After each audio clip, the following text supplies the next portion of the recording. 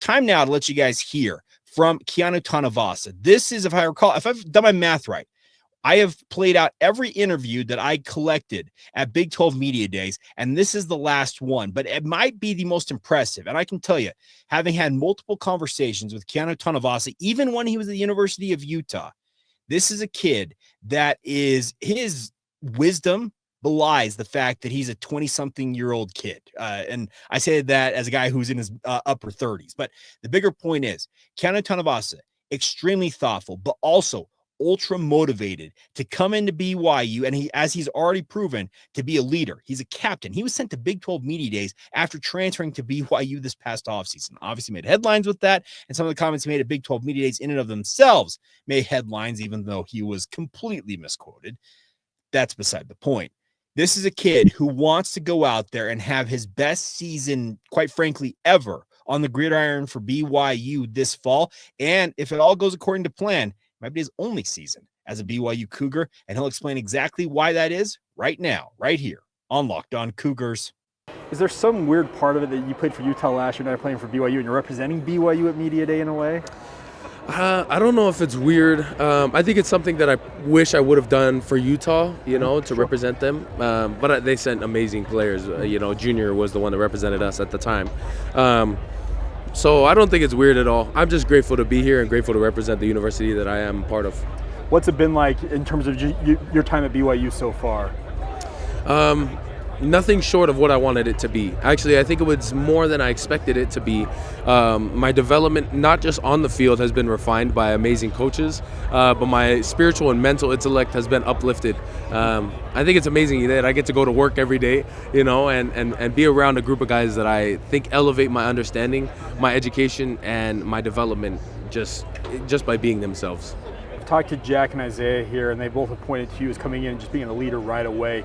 How have you done that, in your opinion? I think I just remembered that the first shall be last and the last shall be first. I came in and they knew what I represented was hard work and effort. They'd played against me, they'd seen my thing, they'd seen that I'm a good player, but good players don't have to be good men. And so I wanted to come in and to be humble and to just try and earn my way through trusting. And having them learn to trust me by just spending time with them, not trying to come in and be cocky, not trying to be overly confident, but coming in and just being unapologetically myself. And as I've done that, I've been blessed for their humility to accept me and to bring me on and to cheer me on so that I can unfold and be completely myself and do what I want it to be as a leader on this team. Talk about physical development. There's been a lot of videos from the strength and conditioning staff this offseason, like attention to detail type stuff. How has that been overall? I think we have the greatest strength staff in the country. I love our strength staff. I think that they are deliberate men who understand the human body, but more so understand the athletic body.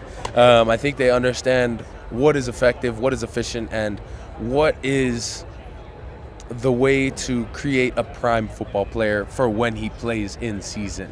I think that can be misconstrued sometimes in the sense that, you want him to be ready in the summer, you want him to be ready by fall camp. I'm looking forward to the ability of what they communicate, and what I believe I'm witnessing and feeling is to peak by the time season starts and to only gain ground as time goes on to January when we'll, hopefully be playing.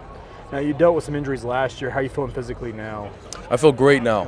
I've taken full control back over my body and not listening to the pain anymore. So I feel really good, and I've put on some weight, but I feel excited because I feel like I have more control over my body.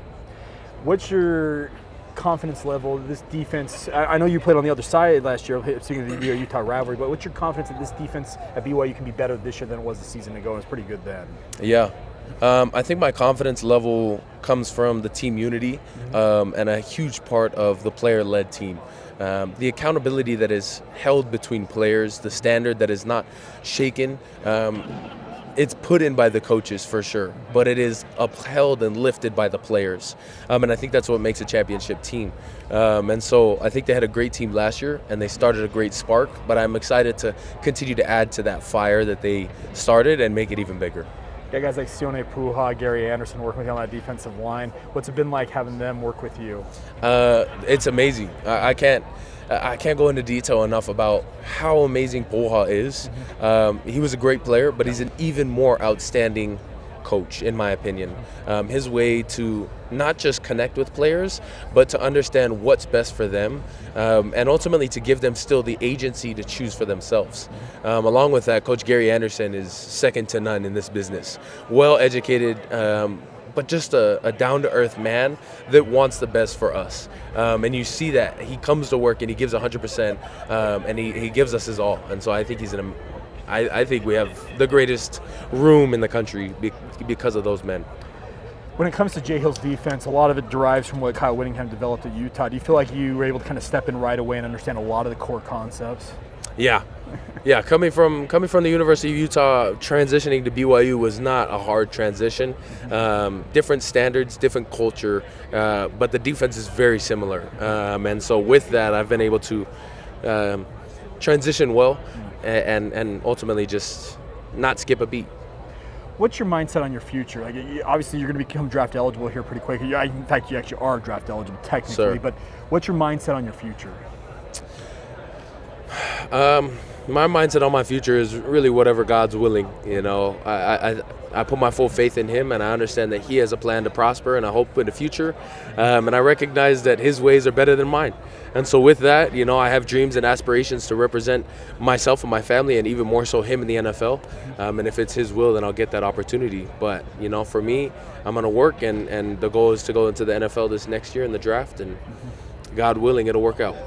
What do you have, like, personal goals for yourself, like things you want to attain here at BYU? Absolutely. Yeah, I think, you know, there's numerical goals. You know, I'd love to get double-digit sacks. That's a numerical goal. There's, you know, team goals. I want to see more players speaking out and accountability, something that I love to see when young players are not shy and afraid to speak out, because that's the environment we're creating, and I see that.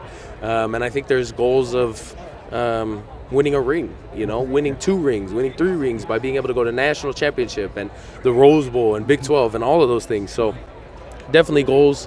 But one of my favorite quotes, if you don't mind me sharing, is, you know, we don't rise to the level of our goals, we fall to the level of our systems. And so I have full faith in our system, just buying into that. And if that happens and we do that consistently, well, then our goals will become a reality. Get you out of here on this. What's it been like playing for a guy like Kalani Sitake? I love playing for Kalani because he represents and understands who I am as a person. He loves what I do for the team as a captain, and as someone who plays extremely hard on the field, but more so he understands why I do what I do. And because of that, he's able to pull out the best of me consistently.